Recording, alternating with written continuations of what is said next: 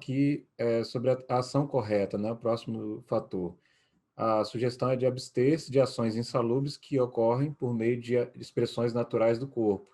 O elemento central é a abstinência, mas por ela ser executada pelo corpo é chamada de ação correta. Buda menciona 3 componentes de ação correta: abster-se de tirar a vida, abster-se de tomar o que não foi dado, abster-se da má conduta sexual. A gente vai detalhar um pouquinho cada, são só esses 3 assuntos nessa parte, né? Abster-se de tirar a vida. O preceito propõe não matar qualquer ser senciente, ou seja, dotado de sentidos, né? Um ser senciente é um ser vivo dotado de mente ou consciência.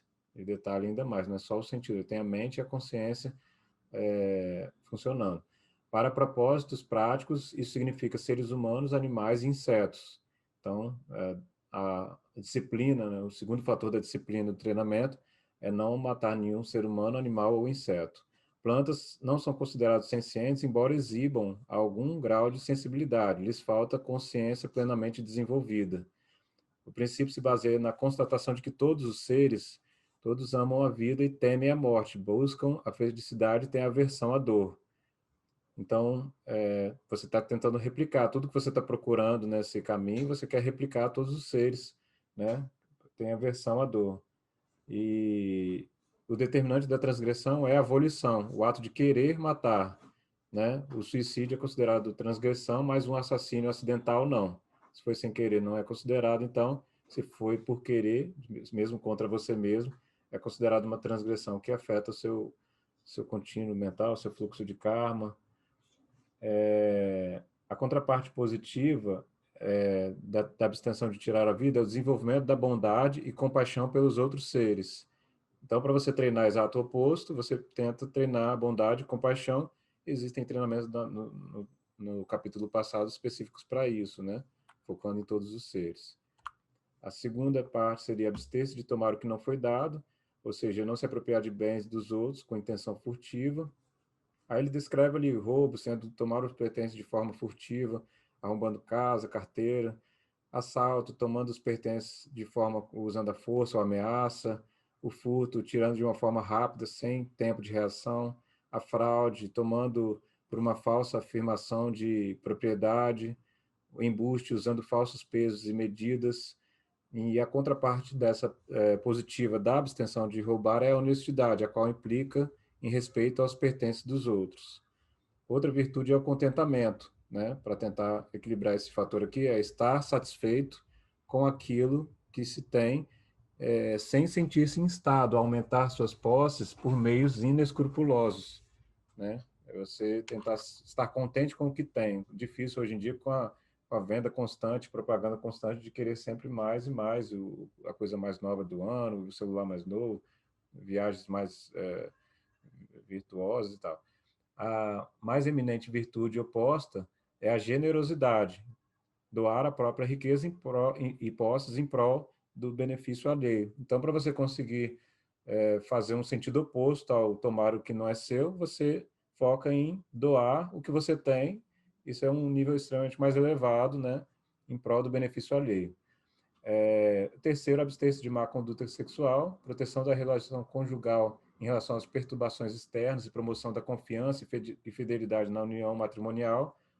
No fator espiritual, essa restrição há uma restrição da tendência expansiva do desejo sexual, e isso aí determina um passo para a renúncia, que é o celibato dos monges.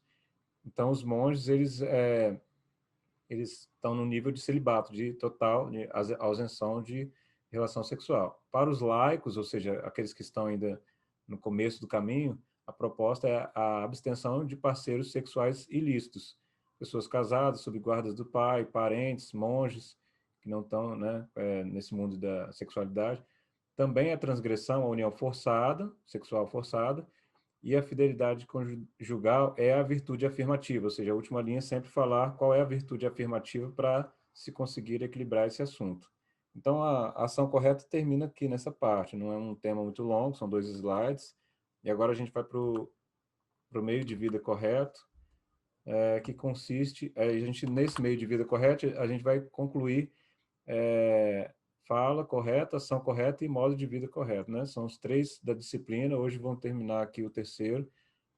Não são muito longos, são coisas práticas e diretas, né?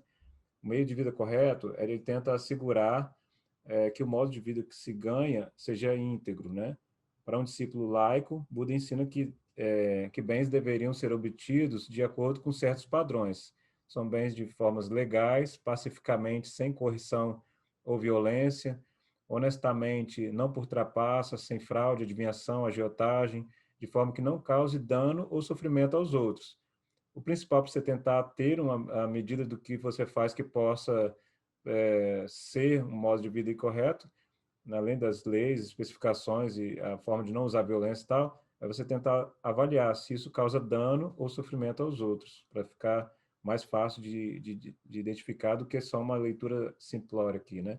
Os 5 específicos tipos de meio de vida que causam danos aos outros. Ele cita negociar com armas, negociar com seres vivos, incluindo animais para abate, comércio de escravos e prostituição, negociar com produção de carne e matadouros, negociar com venenos e intoxicantes. São formas errôneas de meio de vida, qualquer ocupação que requeira violação da fala ou da ação correta. Então, além desses 5 fatores que causam danos aos outros, né, já que o preceito da ação correta não matar, inclusive não matar animais e etc., você vê que é um desdobramento que envolve não os meios de violência que são as armas, seres vivos, produção de coisas que podem causar morte, venenos, intoxicantes. Então, todo tipo de desdobramento do que foi falado na ação correta, e aí ele completa falando, se qualquer coisa que você faça que utilize a fala, que viole a fala correta e a ação correta, nesse caso são fatores errôneos de meio de vida. Daí, o último slide do meio de vida correto fala que dos aspectos afirmativos do meio de vida sobre 3 títulos. A retidão relativa às ações, ou seja, quem trabalha deve cumprir seus deveres de forma conscienciosa, não matando tempo, não afirmando que trabalha mais do que trabalhou, não surrupiando os bens do empregador, formas mais práticas do empregado, né? Em relação às pessoas, respeito e consideração entre si, seja do empregador, dos empregados, dos colegas, clientes. O empregador deve delegar de acordo com as habilidades, remunerar adequadamente, promoção quando merecer, férias, gratificações. Né? É a retidão baseada nesse tratado tailandês. Os colegas devem cooperar em vez de competir, comerciantes devem ser justos nos negócios com os clientes. A retidão em relação a objetos, os negócios e vendas devem ser apresentados de forma honesta, sem publicidade enganosa, nem informação falsa de quantidade, qualidade ou manobras desonestas. Então, assim, você vê que a ação correta e o meio de vida correto foram, embora 2 fatores do caminho em questão de 7 ou 8 minutos aí. São slides mais rápidos, mas por ser fáceis de entender, são temas que dá para desdobrar bastante, talvez livros específicos que falem mais sobre eles, né? Existem livros só sobre cada fator do budismo, mas aqui é mais uma abordagem, né, superficial, que, querendo ou não, é profunda de certa forma, porque detalha várias formas que você talvez vai ficar perguntando, será que isso que eu estou fazendo está dentro dessa diretriz do que é correto na ação, no meio de vida, né? E termina aqui a parte da disciplina correta.